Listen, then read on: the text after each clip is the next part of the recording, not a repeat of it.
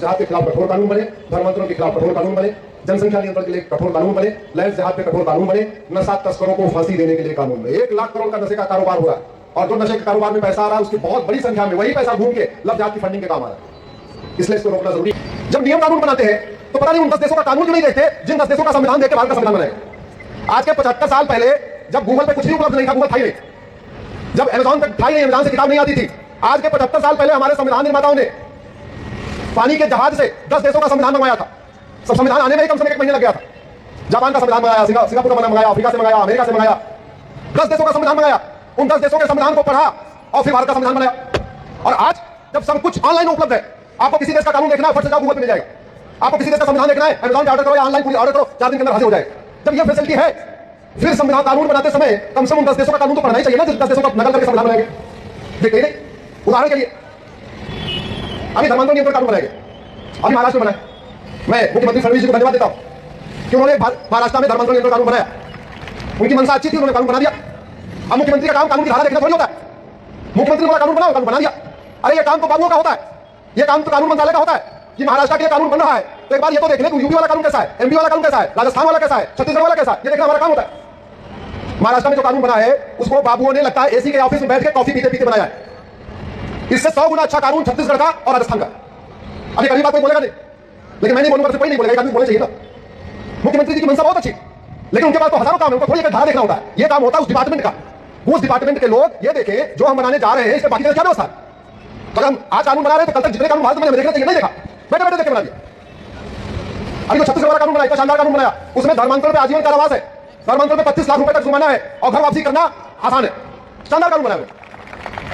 राजस्थान ने कानून बनाया, आजीवन कारावास 25 लाख रुपए तक जुर्माना, और यहाँ के बाबू ने बैठे बैठे बना दिया 3 से 7 साल सजा, 5 लाख रुपए जुर्माना। क्या करे? धर्मांतरण रोकने की सबसे बड़ी लड़ाई छत्रपति शिवाजी महाराज ने लड़ी, तो महाराष्ट्र में तो धर्मांतरण पे आजीवन कारावास नहीं, फांसी होना चाहिए, फांसी होना चाहिए।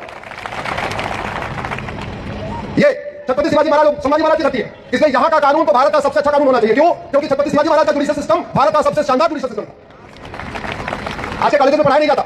छत्रपति शिवाजी महाराज ने उस समय सिस्टम लागू किया था, जस्टिस विद इन आवर, कि आप आएंगे, घंटा बजाएंगे, 1 घंटे के अंदर न्याय मिल जाएगा, जस्टिस विद इन आवर।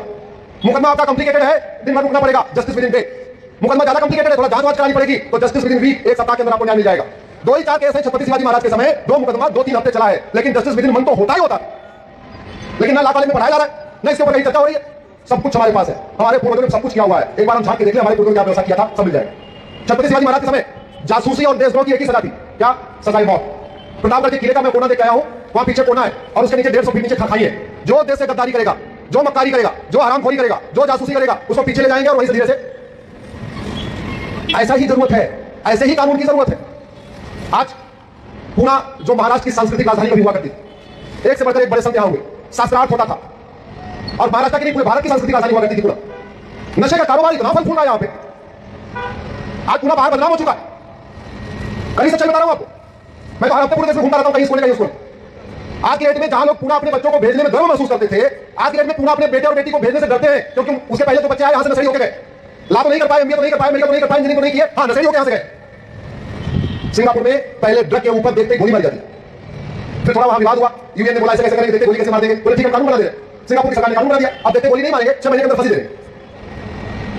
अगर सिंगापुर में नशा तस्करों की 100% प्रॉपर्टी जब्त करने, सिटीजनशिप खत्म करने और फांसी देने का कानून बन सकता है, तो भारत में बनना चाहिए, बनना चाहिए, बना क्या? और कह रहे हैं कि नहीं ये काम करो, अपने अपने बच्चों को संभालो। अरे भैया, माता पिता अपने बच्चों को घर में संभालेंगे, कॉलेज तक संभालते रहेंगे? कॉलेज में जाएगा बिगड़ जाएगा, क्योंकि वहां तो कहीं घूम रहा है, वहां तो कॉलेज में ऑनलाइन सफाई हो रही है, और ऑनलाइन तो छोड़ो, अब तो घर में भी सफाई हो रही है। बहुत सारी वेबसाइट है जहां वहां ऑनलाइन फूड बुक होता है, एक बार अपने घर में देखना, अगर आपका बच्चा बार-बार ऑनलाइन फूड मंगा रहा है, ध्यान से नोटिस करना। आता है पिज्जा, पिज्जा के साथ कुछ और भी आता है, आता है चाउमीन, चाउमीन के साथ कुछ और भी आता है। वहां पे भी सूर्य की पूजा होती थी, पहाड़ों की पूजा होती थी, नदियों की पूजा होती थी।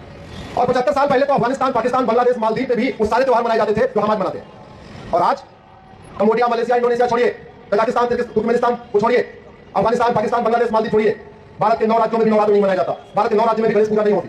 भारत के 9 राज्यों में भी होली दिवाली नहीं मनाई जाती। भारत के 9 राज्यों में भी हिंदू फेस्टिवल नहीं मनाया जाता। क्यों? क्योंकि भारत के 9 राज्यों में हिंदू खत्म हो गए।